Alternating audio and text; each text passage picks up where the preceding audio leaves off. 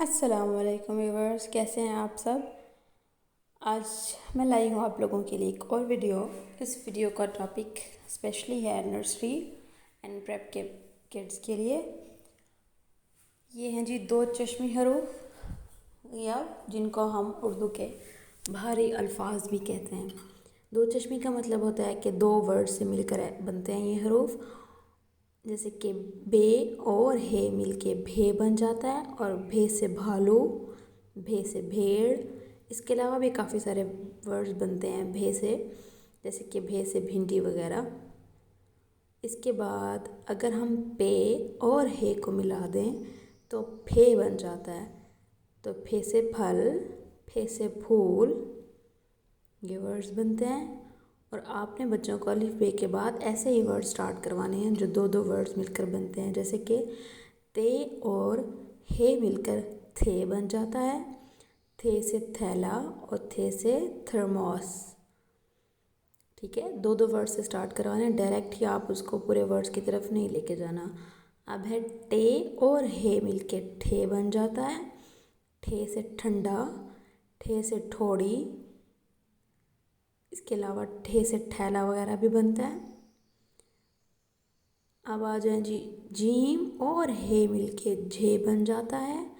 झे से झंडा, झे से झूला, ये सारे वर्ड्स बनते हैं।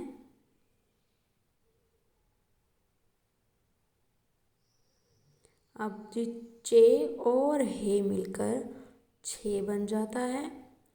छे से छतरी, छे से छुरी। इसके बाद दाल और हे मिलके धे बन जाता है। धे से धोबी, धे से धनक। धनक मतलब रेनबो, जिसको हम कोसे खज़ां भी कह रहे होते हैं। इसके बाद डाल और हे मिलके ढे बन जाता है।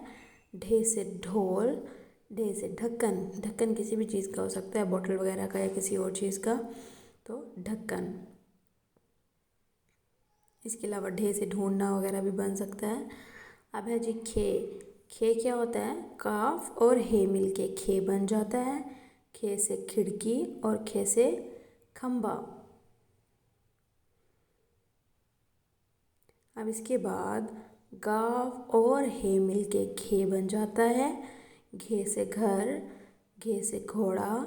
ये सारे अल्फाज जो हैं इनको हम कहते हैं दो चश्मी हरूफ, क्योंकि ये टू वर्ड से मिलकर बने हैं ना, जैसे कि हे के साथ कोई भी वर्ड लगाते हैं।